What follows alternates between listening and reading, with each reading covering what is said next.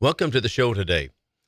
I have several topics on the table that I want us to discuss and think about. One of them is the Great Reset. We'll talk about the one and only Klaus Schwab. And then we want to talk about also the mystery of capital. I've talked about the mystery of capital before. Really, that's the name of a book by Hernando de Soto, one of the greatest books that I think has been written regarding private property and the absolute essentiality of it in order for freedom to survive. And so we'll talk about a little bit of the principles that he brought forward in that particular book. So those are the two basic areas that I want to explore today. Before we look at the first one, the Great Reset and Klaus Schwab, I wanted to notice this. A Republican senator, this is from LifeSite News, by the way, a Republican senator claims that the survival of the United States depends upon codifying same-sex marriage. The country cannot survive, she claims, unless the people who cannot naturally create children are given the same protections as heterosexual couples, and that is U.S. Senator Cynthia Lummis, Republican from Wyoming. So here's the story, and we'll make a couple comments as we proceed along the way. She's a self-described Christian and conservative senator, said that Congress needs to pass a federal law enshrining a right to same-sex marriage in order for the United States to have a chance at survival. She is a Wyoming Republican Senator, Cynthia Lummis, and she made that statement on Tuesday with 11 other Republicans and all of the Democrats except Georgia's Raphael Warnock, who is campaigning for re-election at the present time. And she was trying to pass the Respect for Marriage Act, which would require the federal government to recognize any partnership called a marriage by a state, even incestuous ones. Now, before reading her statement here, I want to notice the incongruities that we find immediately. Now, I realize that incongruities of thought, incongruities of logic and reason, anymore mean hardly anything at all to most people, whether it be Democrat, mostly on the Democrat side, but here you have one of those neocon Republicans, and the incongruity, that is the absolute self-contradiction, is that she would call herself a Christian and yet at the same time say that the United States needs to have, of course, this formal legalization, which it already basically has, but they want to do it in this new Respect for Marriage Act, as well as heterosexual couples. It's almost as if, do these people read the Bible at all? And if they don't respect what God's word has to say on any particular on this particular topic, then I don't expect them to respect God's word on any particular topic. And if you call yourself a Christian, that the idea is that you want to follow Christ as he set forward in the New Testament, and his teaching is very, very simple, very plain, very straightforward, whether it be in the New Testament or the Old Testament. Both testaments condemn uniformly homosexual marriage and homosexuality, period. It absolutely is condemnatory of these things and telling us so far, even in Romans chapter 1, as Paul puts it, he said that God has given a society up when these things become standard practice. Now, that's basically the message of Romans chapter 1. And he makes that comment three particular times that God gave them up in the lust of their minds to do that which is not fitting among men. And he goes on with that, as I mentioned, three separate times in Romans 1. In 1 Corinthians chapter 6, we have the same thing. In Jude verse 7, in many other passages in the New Testament, as well as the Old Testament, whether it be in the Levitical Code or in Deuteronomy chapter 19, where these things are said to be, that is, homosexual relationships, an abomination before God. It is hard for me to understand why it is or how it can possibly be that people want to trade on the term Christian. Why even pretend? Why even act like, yeah, I'm a Christian, and yet I'm going to go along with this? Well, I suppose we see the same thing with many churches today. And those, whether it be in the Methodist or Presbyterians or the Catholics, they say the same thing, and yet they claim to be followers of the Bible. I tell you, it is absolutely stunning to me. Now, she goes on to state this. These are turbulent times for our nation. Americans address each other in more crude and cruel terms than ever in my lifetime. It is jarring and unbecoming of us as human beings. It is highly intolerant and frequently the most so when expressed by those who advocate for tolerance. Many of us ask ourselves, our nation is so divided, when will this end? How will it end? For the sake of our nation today and its survival, we do well by taking the step not embracing or validating each other's devoutly held views, but by the same simple act of tolerating them. Here, let me just mention this to Miss Lummis. It's not about whether you're tolerated or not. It's about what God's word has to say on the subject or not.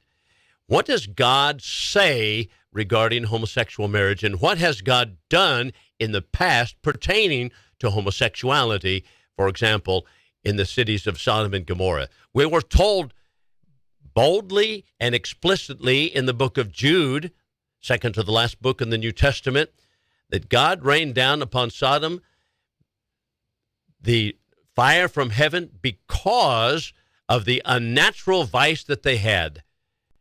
Unnatural. It's unnatural. And as a matter of fact, that's the very reason that God destroyed Sodom. And yet we want to say, well, we need toleration for it. Well, we're not talking about whether we're open to people, that we love people. But the plain truth of the fact is, sodomy destroys nations. And that is the way that God has encoded in the entire system, regardless of how much better Miss Cynthia Lummis thinks she can write the Bible. Well, then she goes on to make the statement, as a Christian and a conservative, ensuring that the religious liberties of people in Wyoming are protected, that no institution would be forced to perform a ceremony that is not in line with their values, is absolutely essential. Conservative and a Christian, and yet she is for the overturning of the basic building block of society, and that is a heterosexual marriage. Absolutely incredible. This is how far people have gone in using the words Christian and using the word also conservative. All right. With that, we'll take a break. We'll come back. We'll talk about the Great Reset and Mr. Klaus Schwab. Just a moment. What is the Great Reset exactly? Well, the World Economic Forum that is headed by Klaus Schwab, which is tied at the hip with the United Nations and other world global organizations, announced in June of 2020 at a virtual forum, which was under the oversight of the World Economic Forum, the WEF, that we are now already started with a Great Reset. And the key leaders included the United Nations, the International Monetary Fund, the British monarchy, no less, the CCP, Chinese Communist Party, and the WEF. Now, just think about that alignment for just a moment. United Nations aligning with the CCP and the WEF and the British monarchy. Does anyone get a sense of something very bizarre here, that the CCP in favor of the same things called the Great Reset? Well, before we look at it more carefully, just what exactly is the Great Reset? Well, it is called, in the words of Schwab, the fundamental transformation of society. It's a massive draconian scheme where everything is going to be shifted to digital, whether it be education, corporate meetings, identity systems, payments, banking, medical records, even currency, all going to be digital. It's going to transform, they tell us, law, business, the food supply, governance, mindsets. Did you get that? That's one of their words, mindsets. That is how you think. There's a war on free speech, and it targets those who criticize the Great Reset, such as I'm doing right here in this particular program. Now, the changes are happening very rapidly and with a lot of cooperation with major players involved in it, because virtually all institutions of power, major institutions of power, whether it be governments, businesses, unfortunately, to their eternal shame, churches, religions, media, technology, education, advertising are all lining up behind the agenda. And the marketing terms are very simple. You've heard all of these terms before, but this is basically how they market the system. Being woke, the Great Reset, sustainable development or sustainable, social justice, smart, such as you hear smart meters, build back better, the Green New Deal. Schwab tells us this, that these changes, or all of these changes, will take place in all aspects. How many? All aspects of our societies and economies, because they all need to be revamped, including the social contract. So there you have it. So you notice the government, that is governing systems. Now, I want you to notice, we've already mentioned the CCP, Chinese Communist Party. They're involved in this as well. Do you think that they're going to change from communism to free market capitalism? No. No, that's not going to occur. No, there is only one country, one primary country that is in the crosshairs of all of this. And that is, of course, the United States. And the constitutional republic that our forefathers established is that which has got to go. It cannot stand. And, of course, we're not really following the Constitution now anyway, but Schwab tells us, no, we're not going to have constitutional liberty, a constitutional republic any longer. So in 2016, Klaus Schwab produced a video. And this video predicted the coming of what he called neo-feudalism. Neo-feudalism. And he claimed that by 2030, let's see, that's only 8 years away, people will own nothing. You will own nothing. Even our thinking, our behavior, it must make a dramatic shift. So you will own nothing at all. Now, you can see immediately that that's going to change, of course, the governing system of the United States. Now, now what I want to do is I'm going to circle back to this particular topic about owning nothing, and we'll talk about that in the later block of the program. I want to continue on with Klaus Schwab for just a moment, the Great Reset, and then we'll come back to that, circle back to that later. So one of the ways that this is being accomplished, and it is at breakneck speed in the United States and across the globe, the EU, for example, right now, pushing it ahead, and that is by the ESG mantra, which is transforming the economies and businesses. Now, what is ESG? Well, the ESG Rubicon has already been crossed, according to Schwab. He says it's already been crossed. Here's a statement. The world as we know it in the early months of 2020 is no more, dissolved in the context of the pandemic, he wrote. And he put it this way blasphemously, that history would henceforth be divided as BC, before coronavirus, and AC, that's not alternating current, but after coronavirus. Now, that is blasphemous because, as you know, BC, before Christ, and AD, Anno Domini, the year of our Lord, refers to the time that our Lord was born and has been, of course, the standard measuring bar that we have utilized for centuries. But, of course, Christ is he who is hated by the Klaus Schwabs and the World Economic Forums, the United Nations, and the CCP masters of the world. They hate Christ, and they want Christ out of the way. And so it's going to be a BC before coronavirus and AC after coronavirus. Now, criticism is already starting to brew, and it needs to step up if we're going to save our nation. But let's talk about this ESG model for just a moment and just see how quickly we move down the tracks. There is now ESG investing. ESG is environmental, social, and corporate governance. It's a marketing slogan to promote an old idea. What's the old idea? The old idea is fascism. the fascist economic model. Under ESG, environmental, social, and corporate model, corporations are expected to serve the goals and decrees of the state and predatory elites rather than consumers and shareholders as they would do in a free market.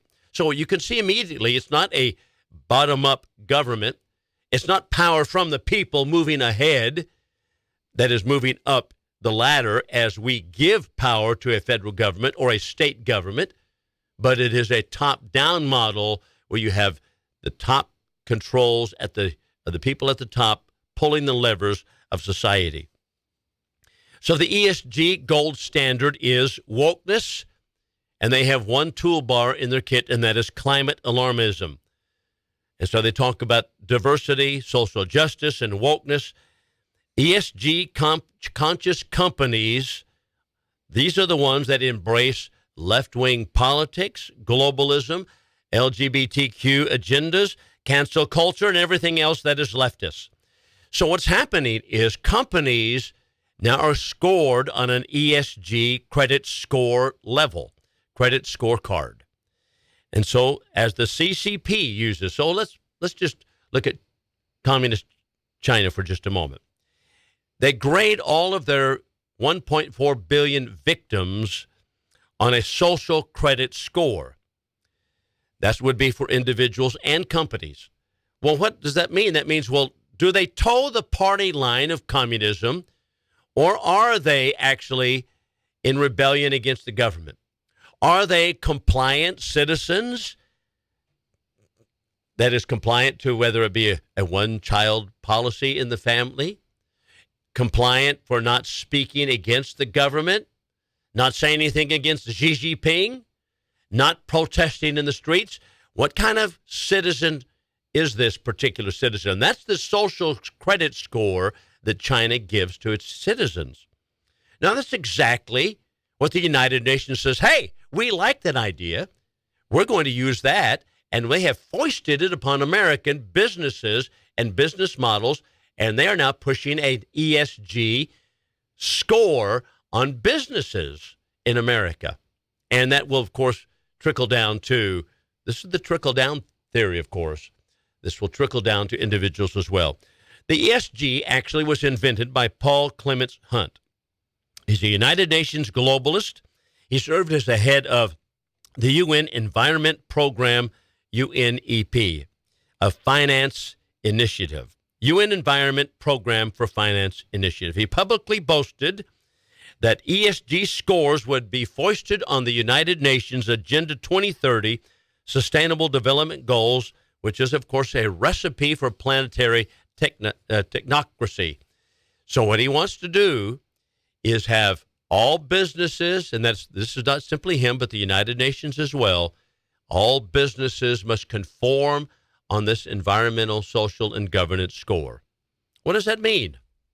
Well, it means companies like BlackRock, they have $10 trillion in assets under management and working to steer capital into ESG-compliant firms and into Chinese firms away from those who resist. That is, if you don't have a good ESG score, whether you are for climate alarmism, whether you're for socialistic governance, such as the United Nations model is, if you're not for that, if you're not for these stakeholders, that's what Klaus Schwab calls it, stakeholder capitalism. If you're not for that, then your ESG score is going to go down. So what kind of bank you bank at, what kind of store you buy clothing or food at, all these particular outlets will have an ESG score. And these ESG scores will either prosper financially or they will start being depleted financially, depending upon the scores, as is controlled by the UN bosses and the World Economic Forum. So let's just break it down even further. Klaus Schwab calls it stakeholder capitalism. This means that companies should serve the government, basically, is what it means. That's what it all means. The company should serve the government and embrace the agenda that the World Economic Forum has set forward. It's an old idea started by Benito Mussolini, the merger of state and corporate power. Now, what happened there? Now, his definition of fascism, not mine. This is Mussolini's definition of fascism, exactly used also by Adolf Hitler's National Socialist, is the same model today used by the CCP and now pushed by the World Economic Forum. Companies might be privately owned. You might own your company privately on paper, but you must do what the overlords demand or be destroyed. For example, BlackRock. Or now there's also the company Blackstone. Blackstone is now the world's largest landlord, buying up more and more residential commercial property, and they will, of course, continue to buy this property.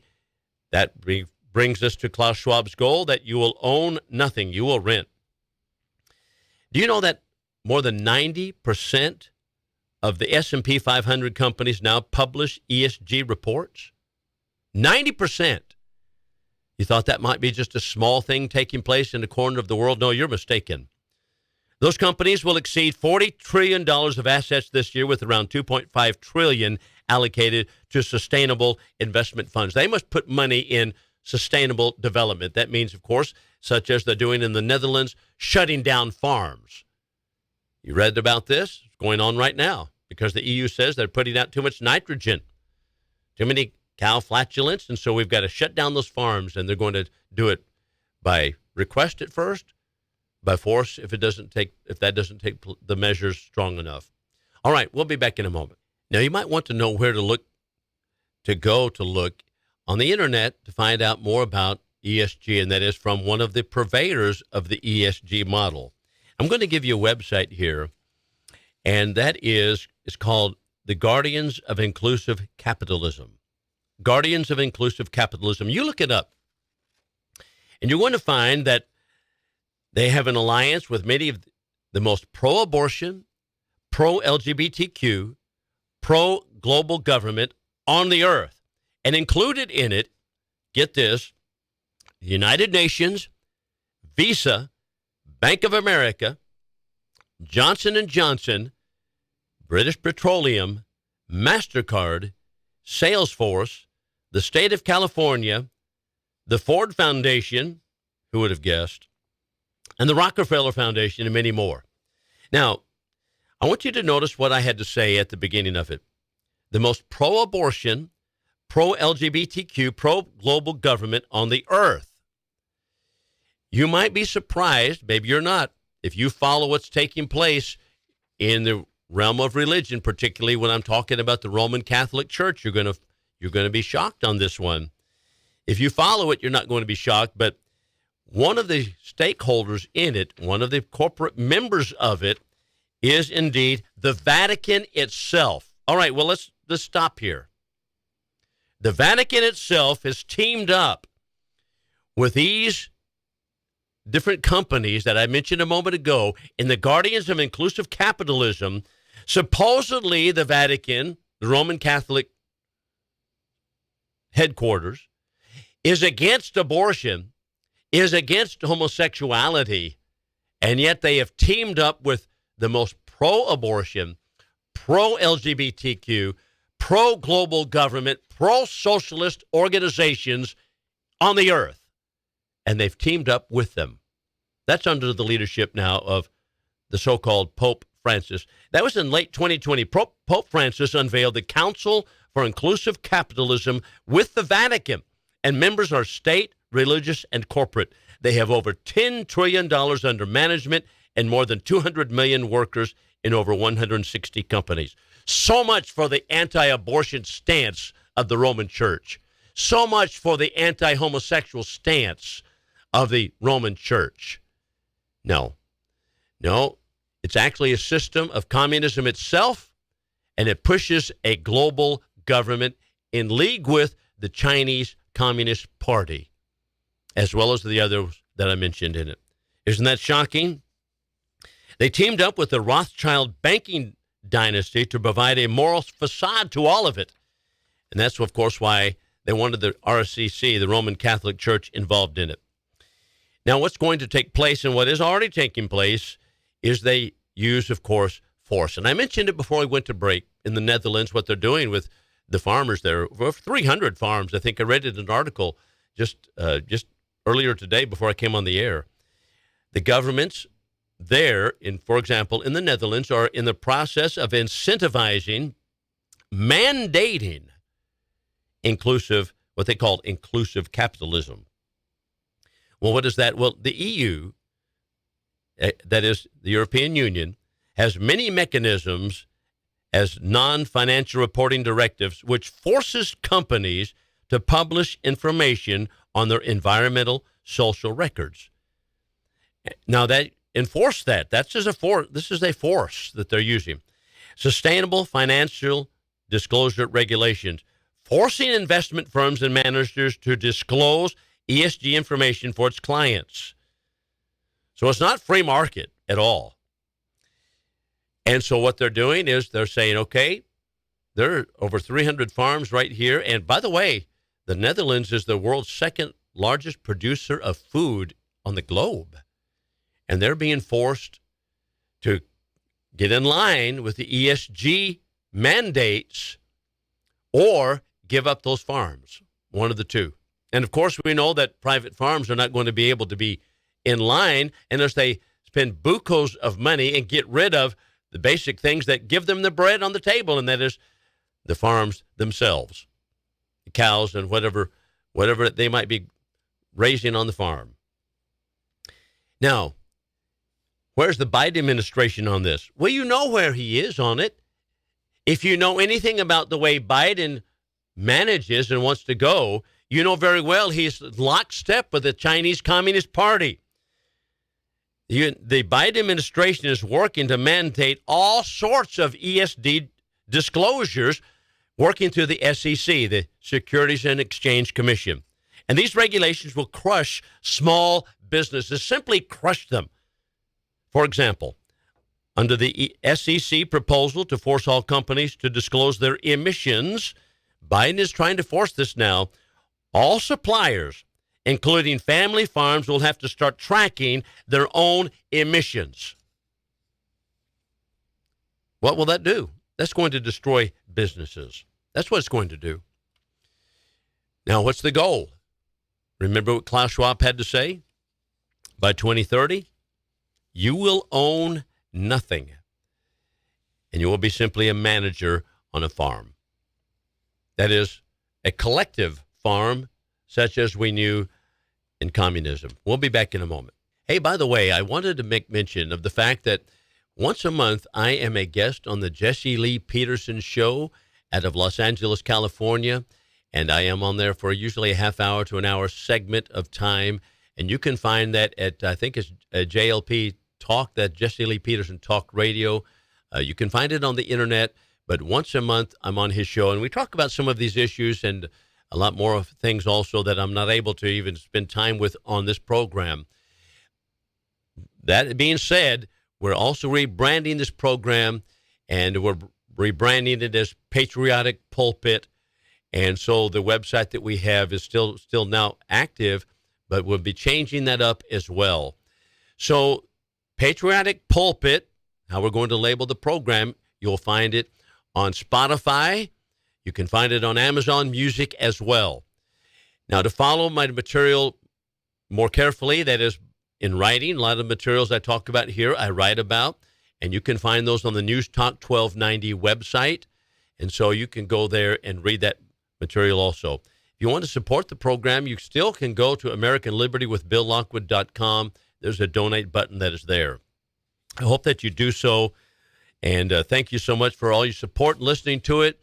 And this is simply an outlet for us to bring about teach some of the principles I think that are so important in America. So let me back up now to the first part of the program in which I talked about Klaus Schwab saying that you will own nothing. And this is the fascistic model. That is, you might have your name on paper for owning something, but you're going to do what the masters tell you to do. You're going to manage your business as they tell you from upstairs. And that's exactly how Klaus Schwab wants it. No private property. So let's think about private property for just a moment. You know, our founding fathers were so interested in protecting private property. And they recognized it's really one of the greatest keys, if not the greatest key, to freedom. And they correctly recognized that to be the case.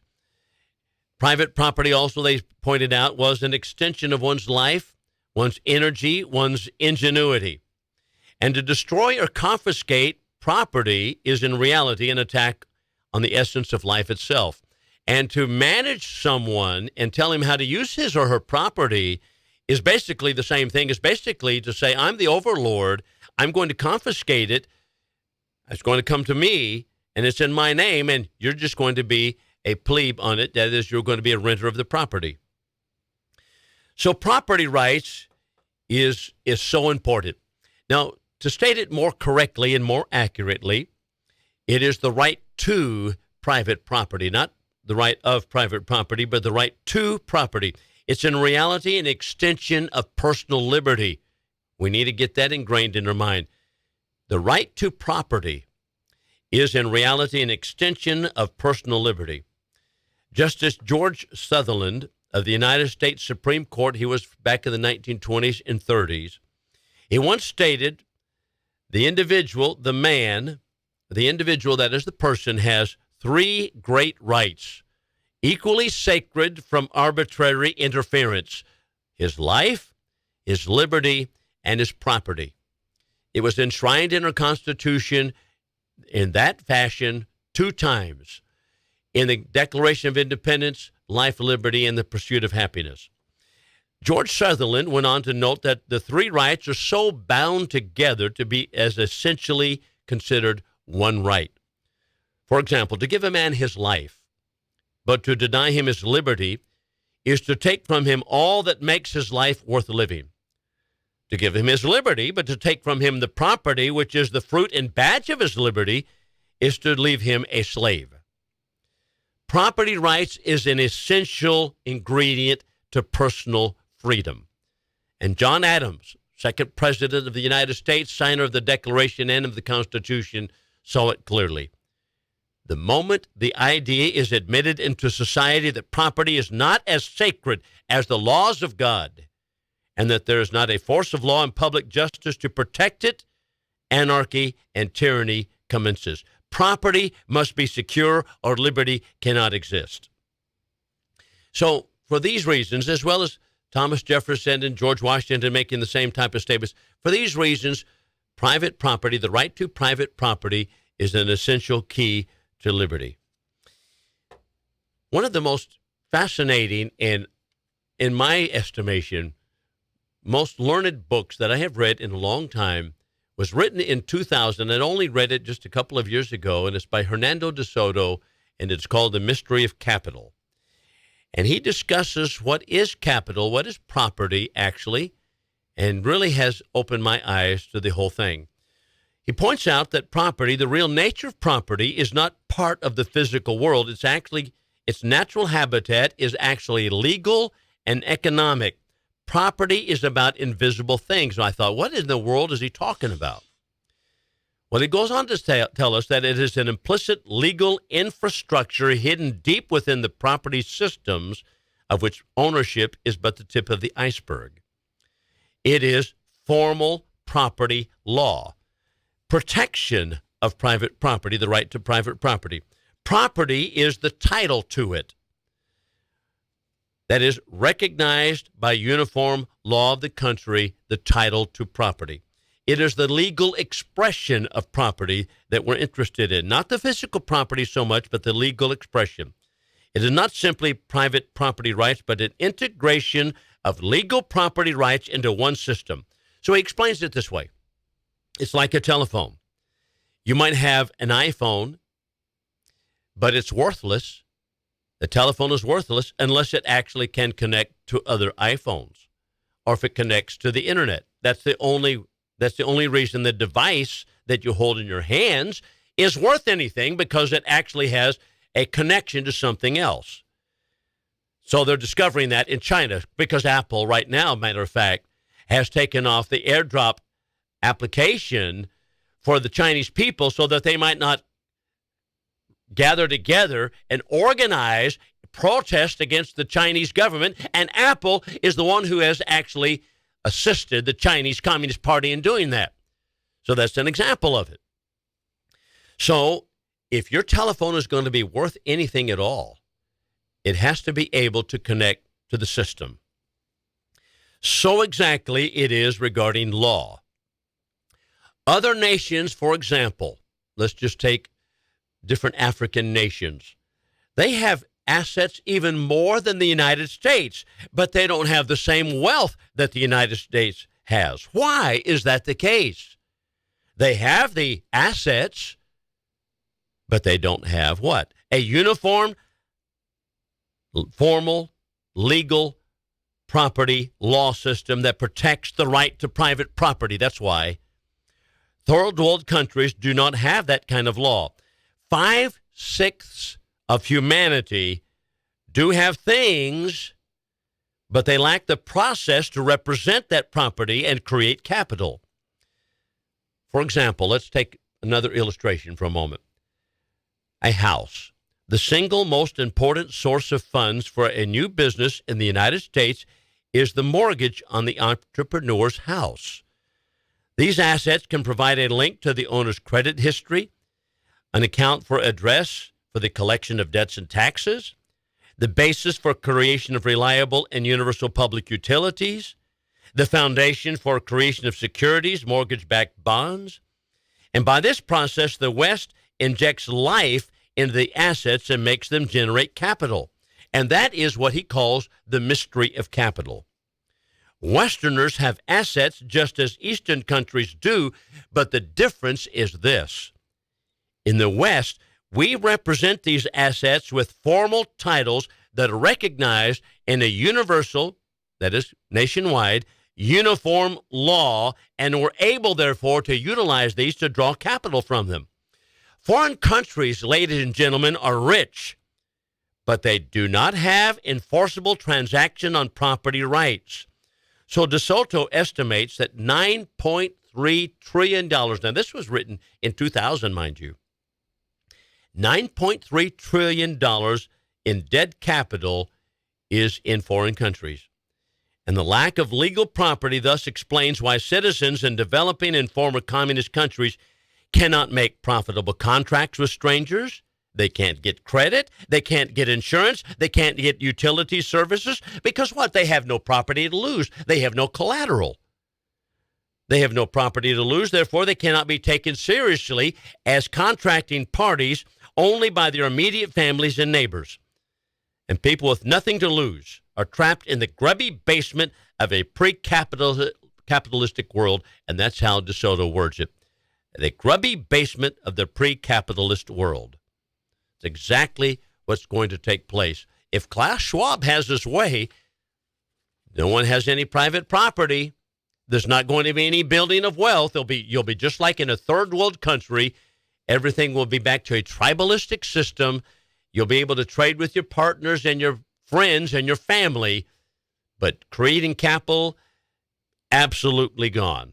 That's why capitalism does not work in third world countries, because of third world red tape as well. So De Soto traveled to 20 different, over the period of, 20 different years.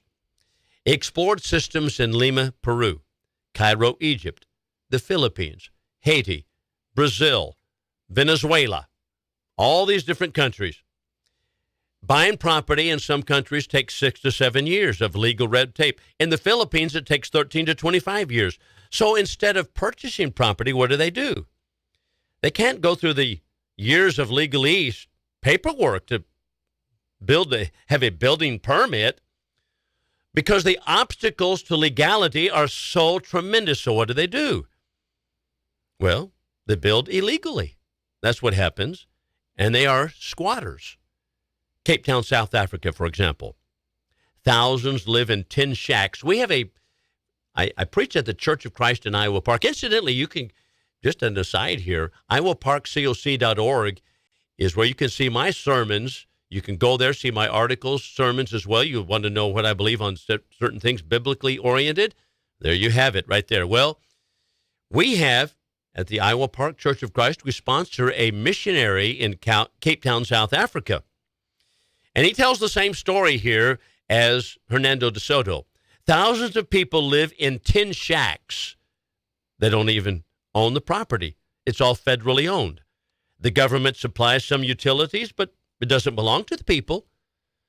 It's the same in Cairo, Egypt. People don't respect the law. They don't have respect for the law because they're already living illegally. They have built, they're all squatters. How about utilities? Well, they attach assets to the owners. This is what utility practices here. Attach assets to the owners by means of the property that they owned. But if you don't own the property, then what? Well, the utility companies has no collateral, nothing upon which they can rely to provide you a utility because you might, in your tin shack, go somewhere else tomorrow. So that's the way they live in the third world countries. The only people contracting with you are family members. It's an updated tribal system such as the American Indians practiced here a few hundred years ago. In Turkey, for example, most live in unauthorized housing on government land. Indonesia, get this, 90% of Indonesians live in extra legal sectors. There are no enforceable property rights. They have no collateral, nothing against which to borrow. They cannot remain legal.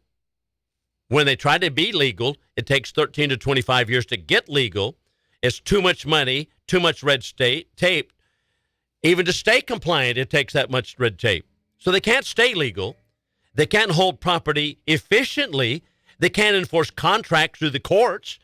They can't limit the liabilities with insurance.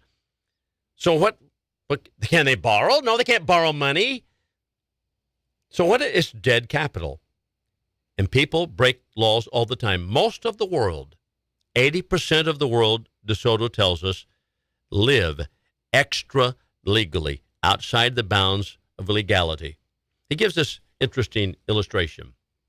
He tells us, the dogs in these foreign countries, and I think he was talking about Indonesia particularly in this one, even the dogs know what their properties are, or what their owners' properties are. You can tell by the fact that you walk around the different neighborhoods and one dog comes to the edge of what they consider to be their property, their owner's property, and they bark at you, and then finally you get to another place. No legality to it, but even dogs know there's some kind of property there, but that's the only way they can make that discernment there. Isn't that interesting? And this is why, by the way, foreign aid does not work. Incidentally, do we want to talk about the Constitution? I'd like for someone to show me one letter in the Constitution that authorizes the United States to give foreign aid to other countries, period. There is not there at all. We don't have one constitutional authority for foreign aid.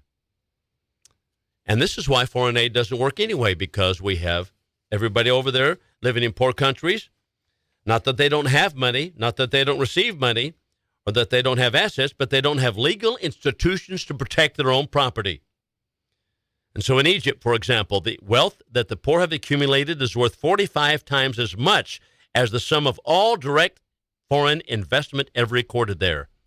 In Haiti, the poorest nation in Latin America, the total assets of the poor are more than 150 times greater than all foreign investment received since Haiti's independence from France in 1804. If the United States were to hike its foreign aid budget to the level recommended to the United Nations by the UN, that is 0.7% of our national income, it would take the richest country on earth more than 150 years to transfer the world's poor resources to the world's poor resources equal to those that they already possess. What's lacking? A uniform legal system. Now, there are a lot more things that we can add to this, but you get the picture. So what does Klaus Schwab want? What do the global masters want? They want you to own nothing. How are you going to live? The same way they are now living in 80% of the world. The same way they live in Cape Town, South Africa. They live in tin shacks. There are squatters in Egypt, in Cairo. The squatters in Philippines. And no one can build capital and no one can build wealth, period. That's what they want for you.